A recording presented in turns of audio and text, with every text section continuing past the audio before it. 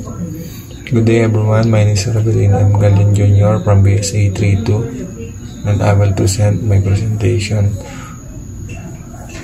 proceed tayo sa introduction. Nutrition plays a major role in keeping the body healthy, and both nutrient deficiencies and excess can lead to serious disease. Each nutrient, proteins, minerals, and vitamins has a specific function, and when the body does not get the right amount,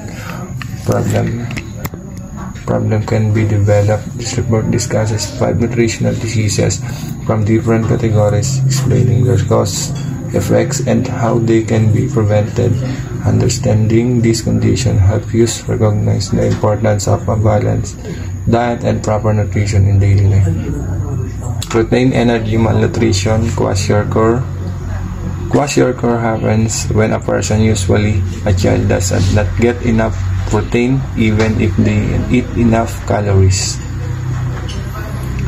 Yung cause niya daw po yung maging cause niya yung poor diet, poverty, and sudden lack of protein foods. Tapos yung pwedeng maging effects niya daw is swollen belly, slow growth, thin hair, weakness. Prevention: provide protein-rich foods such as meats, eggs, fish, beans, and milk. Mineral deficiencies: iron deficiencies, anemia. This disease occurs when the body lacks iron, which is needed to make healthy red blood cells. Yung pwedeng maging cause niya daw yung poor diet, blood loss, or low iron absorption. Yung pwedeng maging effects niya yung tiredness, plain skin, dizziness, shortness of breath. Tapos yung prevention niya, eat iron-rich foods, red meat, leafy vegetable, and use iron supplements if needed. And proceed tayo sa pangatlong vitamin deficiencies. Vitamin deficiencies: vitamin D deficiency, rickets. Rickets affect children whose bones do not get enough vitamin D, causing weak bone formation. Tapos yung pwede niya maging cause is not enough sunlight, poor diet, or digestive issues. And pwede niya maging effect in soft or weak bones, bone legs, bone pain, slow growth. Tapos yung prevention niya, regular sunlight exposure, vitamin D rich food, fish, eggs, fortified milk, and proper supplements. I will proceed the next slide. The next slide is mineral toxicity, selenium toxicity. This happens when a person consumes too much selenium. Ang pwedeng maging cause niya daw is excess supplements or goods growth in high selenium soil. Ang pwedeng maging effects niya is hair loss, brittle nails, nausea, garlic-like breath odor. Prevention niya is avoid high dose supplements and follow safe daily limits.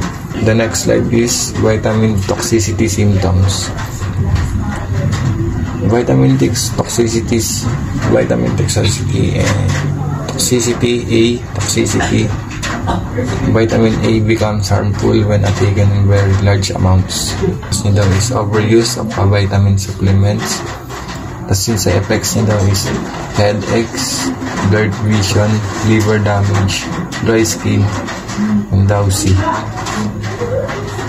Prevention: take vitamins only is direct and really on a balanced diet of nutrients.